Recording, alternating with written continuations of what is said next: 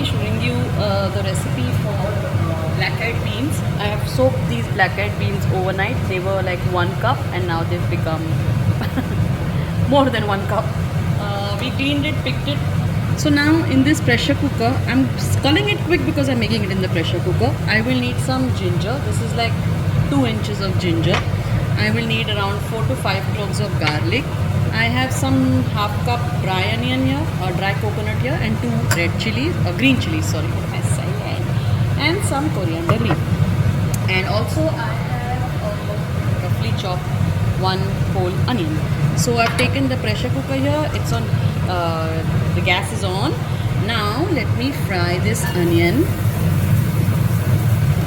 along with the ginger, along with this garlic. You don't need to chop the garlic, it just by mistake got chopped. And also I will add this curry leaf, and I will also add the coriander. I have some coriander here. I think my camera is shaking. Okay. So I'm gonna just chop this and cook it all together, and also this dry onion. So I will roast this together and grind it. This is the masala that I roasted, dry roasted. You can see specks of dry roasted coconut. Now I'm going to add some water to this and make it, grind it into a fine paste. Now in the same pressure cooker you add some oil, 1 tablespoon, or how much ever oil you eat or is recommended to you. I have added 1 tablespoon of oil, and I'm going to add some cumin seeds to this and let it splutter.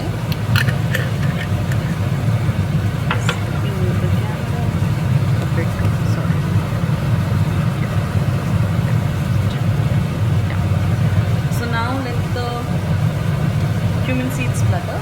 After that I have here say around 1 small onion, or say half a big onion. So this is 1 small onion which is fine chopped, and I'm going to add it to this oil here.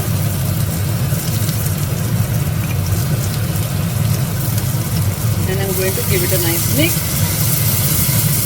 Then I also have 1 medium-sized tomato here. I have roughly chopped it. That also I'm going to add to this.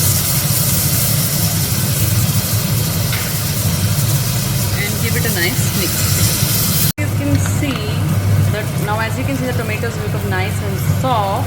I will add our green masala that we had made. Let's add it. And now this one, after adding it to the onion and tomato, we need to fry it nicely so all the raw tastes go away and it gets nicely mixed with the, I'll leave this jar because I will rinse it with water. So here, give it a nice mix. Now at this stage all the raw smells must go away. Oil has started leaving, the masala started leaving oil from the side. I'm going to add this water, which I've rinsed from the mixie jar. So I'm going to add that and I'm going to mix it again nicely. And then I'm going to start adding my masalas to this. So first I will add say half teaspoon turmeric powder. Then I'm going to add some dhania powder, 1 heaped or 2 heaped teaspoons of dhania powder. And then I'm going to add 1 teaspoon of cumin powder, heaped.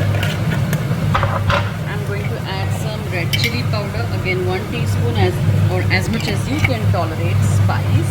Do not forget that we had added green chilies in the watan or the masala. Then I added some garam masala to this. I'm going to give it a nice mix. So the addition of the mixie water makes sure that there is some moisture in the pot and our masalas, dry masalas, don't start burning immediately. Now I haven't added any salt to this. Let me add the masalas. Let me mix the masalas nicely and then I will add some salt to this. as per your taste, of course. I have added around, that will be a heaped teaspoon or 2 teaspoons of salt. Oops, splattering. Now that our masalas are nicely incorporated and mixed, I'm going to add the chawal or the black-eyed beans to this.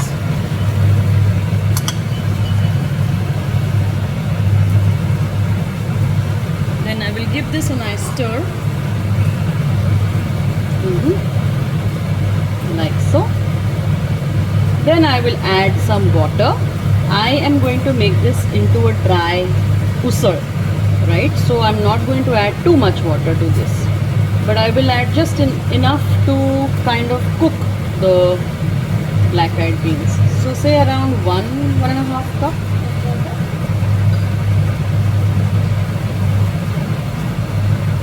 And we can dry it off later, so no worries. You add as much as your cooker needs to cook this usal. And I will give this around 4 whistles. It should be ready and soft in 4 whistles, but you know, every pressure cooker is different. So you see, you should know how much whistles, how many whistles and how much time your pressure cooker takes to cook this. Mine will take around, say 7 to 8 minutes to cook this.